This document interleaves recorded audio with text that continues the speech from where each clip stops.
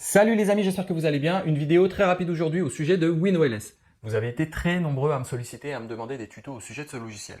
Où le télécharger, comment l'installer, comment le configurer et surtout comment le faire fonctionner. Et bien aujourd'hui, c'est ce que nous allons voir dans cette vidéo. ReprogFacile.com. Si vous êtes nouveau, je suis Payan de ReprogFacile.com. Sur cette chaîne, je parle essentiellement de reprogrammation de calculateurs moteurs et je vous invite à vous abonner à ma chaîne YouTube si le sujet de la reprogrammation vous intéresse. Comme ça, vous ne risquez pas de louper les prochaines vidéos et pensez également à activer la petite cloche de notification.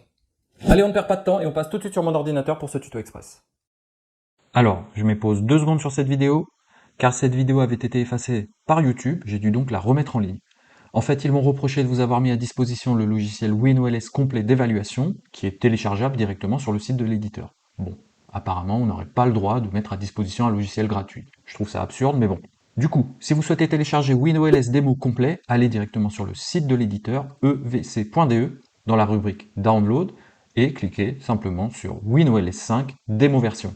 Le téléchargement se lancera automatiquement. Après, pour télécharger mes fichiers d'exemple de travail que je vous montre ici, plus le Damos, plus le Mappack, allez directement sur mon site reprogfacile.com/winols ou regardez dans la description ou les commentaires de cette vidéo, je vous ai mis le lien de téléchargement. Donc, en dessous de cette vidéo, vous pouvez télécharger le fichier de travail, plus le Mappack, plus le Damos. Allez, c'est parti, je relance la vidéo. Alors premièrement, on va installer le logiciel, vous allez voir, il n'y a rien de bien compliqué, il n'y a rien de sorcier là-dedans. Dans un second temps, ce qu'on va faire, c'est qu'on va aller dans les options, on va activer quelques options qui sont nécessaires au bon fonctionnement du logiciel. Et troisièmement, je vais vous montrer les quelques fonctionnalités de base que vous devrez absolument maîtriser et connaître sur le bout des doigts si vous souhaitez utiliser ce logiciel WinOLS et progresser dans le temps avec. Allez, c'est parti, je lance l'installation, donc double-clic dessus. Il vous faudra donc un Windows pour installer ce logiciel, il n'est pas compatible Mac. Windows à partir de, je dirais, Windows 7, à partir de Windows 7, c'est compatible. Donc on suit totalement la procédure. C'est la version de démo, mais elle est complète. Vous allez voir, je vais vous montrer tout ça en détail.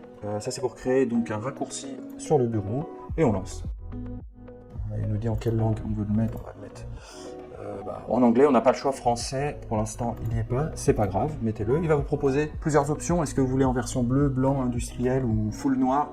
Ce sont des choses que l'on peut modifier directement dans les options. Donc on va le laisser en mode industriel, donc vous cliquez là, vous faites suivant, et après il va vous proposer est-ce que vous voulez travailler dans le Hexadump en 2D, en 3D, etc. Mettez les deux 2D, tout ça, ça peut se changer, donc peu importe, hop, suivant, et le logiciel va se lancer tout de suite. Alors une fois que votre installation est terminée, la première des choses que vous allez faire, c'est d'aller dans View, Symbol Bar, et vous allez activer toutes les boîtes à outils qu'on aura besoin. Donc View, hop, Symbol Bar, Navigation, hop, Hardware. Voilà, donc ce sont toutes les boîtes à outils qu'on aura besoin. Alors ça, je vais le refermer, donc j'en ai pas besoin, c'est pour le hardware. Et ce qu'on a besoin, c'est cela. Donc, ça va être très utile, en fait, c'est pour éditer les maps, pour augmenter ou diminuer des valeurs. On aura besoin de ça pour voir la version originale et la version modifiée des fichiers. Je le déplace ici. Voilà. Là, on est pas mal. Alors maintenant, ce qu'on va faire, c'est qu'on va tout simplement ouvrir un fichier original d'un véhicule dans le but de faire un stage 1, une reprogrammation stage 1. Et sur ce fichier, on va lui appliquer ce qu'on appelle Mappack. Je rappelle pour ceux qui ne connaissent pas la définition ou la signification d'un Mappack, c'est un fichier qui regroupe toutes les cartographies que vous aurez besoin pour faire un stage 1. Par exemple, dans notre cas, un stage 1, donc j'ai moi-même préparé un Mappack que je vais donc glisser sur le fichier d'origine. Vous allez le comprendre tout de suite. Je vais tout simplement ouvrir là, bon voilà, j'ai un fichier de Peugeot 206, 1.6 HDI 110. Hop, je fais un glisser-déposer, et là je vais faire tout de suite Finish. Tout simplement, voilà, mon fichier est là, et là, voilà, on va se mettre. Donc, comme c'est une version de démonstration, vous allez avoir des petites fenêtres qui vont s'afficher. Hop, vous cliquez tout simplement sur OK, comme ça vous êtes tranquille. Et on va tout de suite se mettre en 16 bits, parce que beaucoup de cartographies là-dessus sont en 16 bits. Donc on clique sur 16 bits. Moi je sais par expérience que voilà, les cartographies vont se trouver à peu près dans cette zone-là. On va avoir pas mal de cartos qu'on a besoin de modifier, mais quand vous vous retrouvez avec un fichier comme ça, voilà, en 2D, en hexadécimal, en 2D, donc en hexadécimal, etc. Là je coche OK, ou même en 3D, voilà, vous n'y comprenez pas grand-chose. Là, ce qu'on va avoir besoin, c'est là où mon Mappack va avoir tout un intérêt. Donc, je reviens ici sur ma fenêtre, et là, je prends mon Mappack. Vous allez voir, c'est un fichier qui se termine par .kp. Donc, ce petit fichier, qui fait à peine 41 kg, il est tout léger. Ce fichier va regrouper toutes les cartographies que j'aurai besoin. Je viens et je le glisse et le dépose directement sur mon fichier. Vous ne le glissez pas à côté, ici, ici ou ici. c'est sur le fichier dans cet écran noir. Et là, vous faites OK. Et là, vous allez avoir toutes vos maps qui vont apparaître, toutes les maps que vous aurez besoin, les limiteurs de couple, limiteurs de pression, etc. Conversion de couple. On va retourner très rapidement dans les options, on va aller dans divers et options. Donc ici, configuration, donc c'est option configuration ou divers configuration, où vous cliquez simplement sur la touche F12 à votre ordinateur et ça va vous ouvrir le menu des options. Vous allez tout de suite dans 2D et vous allez cocher sur Big Pixel. Donc on coche sur Big Pixel. En fait, ça va nous mettre des pixels un peu plus gros quand on est débutant, c'est bien plus pratique pour repérer les maps, tout simplement. Et après, on va dans couleurs, et c'est là où on peut changer les couleurs de WinOS. Voilà. Donc, il y en a qui préfèrent utiliser la couleur bleue, on va dire sur les anciennes versions de WinOS, c'était bleu, ou il y avait également la version blanche. Hop, voilà, ça ressemble à ça. Moi, je préfère travailler sur le noir parce qu'en fait, ça vous fatigue beaucoup moins les yeux quand vous travaillez sur le noir. Et après, vous pouvez choisir le thème Windows, le thème Office, etc. Donc, moi, je préfère laisser comme ça pour l'instant, on n'a pas besoin de toucher autre chose, je fais OK, et comme ça, je peux venir voir directement mes maps en gras. Pour vous déplacer dans le dump, ça c'est le fichier dump, la roulette. Donc j'ai une souris ici, voilà, hop, je vous montre la souris, et sur la roulette, j'avance et je recule, tout simplement. Donc quand je tourne la roulette, et quand j'appuie sur le bouton contrôle, je fais un zoom et un dézoom à l'intérieur. Donc, je vais vous montrer par exemple cette zone-là. Voilà, je voudrais faire un zoom dans cette zone-là. Donc, je place mon curseur dessus, j'appuie sur la touche CTRL. Et là, avec la molette, je viens agrandir à l'intérieur. Et là, voilà, je viens de faire un zoom et j'ai tous mes points qui sont disponibles ici. Je vois tous mes points. Donc, pareil, ça vous allez le comprendre tout de suite. La première des choses que l'on va faire, on va ouvrir une carte par exemple de limiteur de couple. On a plusieurs limiteurs là-dessus, on va avoir quoi? On a des limiteurs par régime de boîte de vitesse, première vitesse, deuxième vitesse, etc. Donc là, c'est pas celui qui nous intéresse, donc il suffit de faire échappe pour refermer la map en question, hein. Ou on ferme ici, ou on clique sur échappe. Échappe, ça ferme la fenêtre en question. Limiteur vitesse 3, 4, etc. Et on a le limiteur principal qui va se trouver ici. Voilà, limiteur de couple 1. Je l'ouvre ici. Ce sont des valeurs en couple qu'on va avoir ici. On voit que ce véhicule est limité à, on va dire, entre 250 et 260 Nm de couple, à peu près, voilà, dans cette zone-là. Et je sais qu'on peut ramener ce véhicule à 320 Nm à peu près de couple, et par exemple à partir de 2000 tours minute. Donc ce que je vais faire ici, c'est que je vais faire clic droit, View in Dump. Et là, voilà, il m'a affiché dans le dump le limiteur de couple. Je vais glisser, ce que je vais faire, je vais agrandir ça, et je vais mettre ça en petit par-dessus. Voilà, j'ai reconfiguré mes fenêtres. Donc on va sélectionner de 2000 à 3500 tours minute. Et là, soit on fait un clic droit, on vient dire modifier en valeur absolue, ou on a notre petit outil là qui est là, changer la valeur en valeur absolue, et on met 320. Je sais que sur ce véhicule, on peut aller jusqu'à 320 Nm de couple. Donc je vais décaler mon limiteur à 320. Et là, voilà. Toutes les valeurs ont été décalées, on le voit directement ici, 320 c'est passé en rouge, et on voit également dans la 2D ici que c'est passé en rouge. J'ai également la possibilité de le voir ici, donc ça s'appelle 3D, hop, j'ouvre, et là on a le avant-après. Ça c'est la courbe d'avant, ça c'est la courbe d'après, donc on voit que c'est pas très très joli. Donc on va retourner là et on va devoir homogénéiser toute cette courbe. On va cliquer sur la touche supprime, alors la touche supprime ne supprime rien, elle sert à désélectionner. Voilà, là vous voyez, je sélectionne une partie, et quand je clique sur supprimer, je désélectionne ma zone grise, tout simplement. C'est pour désélectionner la touche supprime. Et là, je reviens dans 3D. Donc, mon limiteur, il est là. Et je vais cliquer sur supprimer plusieurs fois pour désélectionner. Et là, je vais venir donc homogénéiser tout ça parce que c'est pas très joli. Là, hop, on voit que ça monte direct, 320, ça redescend. Donc, je prends un point, je clique sur le petit point, il y a un plus qui apparaît et je monte le point, tout simplement, pour venir monter sur les différents régimes. Donc, ça, c'est 4000 tours minute. Là on voit hein, ce que je viens de modifier, les deux points que je viens de modifier. Si je retourne sur la 3D, sur la 2D pardon, on voit que j'ai modifié ces deux derniers points. En fait, tout ce que vous voyez ici, c'est interprété ici en, il s'est marqué 3D. Donc là, pareil, je vais hop, cliquer sur plus, j'agrandis légèrement, ici je vais rapetissir légèrement. Voilà. C'est pour préserver mon embrayage, donc je ne vais pas augmenter trop vite mon couple, je vais y aller progressivement pour préserver l'embrayage. Voilà, on va faire quelque chose comme ça, 4500 tours minute, on va pas trop y toucher, allez, un tout petit peu, voilà. Donc là, on est plutôt pas mal, voilà, hop, je reviens ici, voilà, j'ai modifié mon limiteur de couple. D'ailleurs, on le voit ici, on le voit qu'il est passé en blanc sur mon map pack, et je vais retrouver ici toutes mes valeurs en rouge. Donc si je veux repasser sur des valeurs d'origine, je clique ici sur origine. Voilà. Donc ce sont des valeurs d'origine, là, 265, 260, 250, 247. Et je reclique sur origine, et là j'ai mes valeurs modifiées. Voilà, donc là j'ai modifié toutes ces valeurs, tout simplement. J'ai fini mon limiteur de couple, je peux le fermer. Voilà, il est là. Après, je peux aller par exemple chercher ma map pédale. Là, sur les maps pédales, on est sur des maps 3D. Voilà, hop, j'ouvre ma map pédale. Ah, tiens, elle est déjà en 3D celle-ci. Donc la map pédale, c'est la demande de couple. En fait, c'est le pourcentage d'appui sur la pédale d'accélérateur qui est traduit en couple. Sur ce moteur, le couple, il est à peu près à 240 Nm mesuré sur sa fiche technique. Sur les tables, on va le voir, c'est un petit peu plus, parce qu'en fait, derrière, il y a des limiteurs qui viennent après limiter et réduire.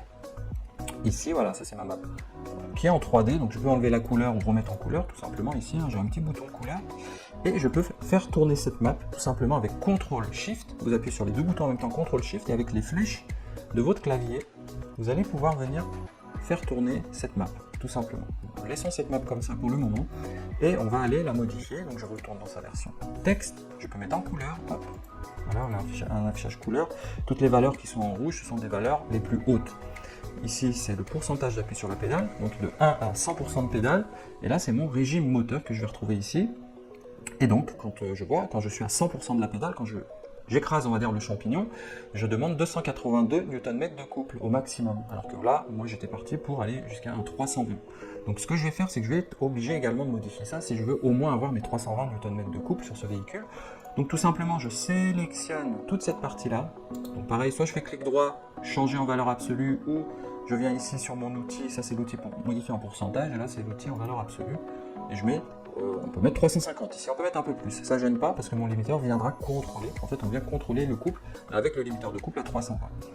Voilà, donc j'ai modifié tout ça quand je suis à 100% de pédale, le comportement du véhicule change à ce moment-là. Je clique sur supprimer pour désélectionner cette zone-là, et je vais retourner dans ma 3D. Et là, on va voir qu'il y a eu du changement. On voit tout de suite le avant et le après.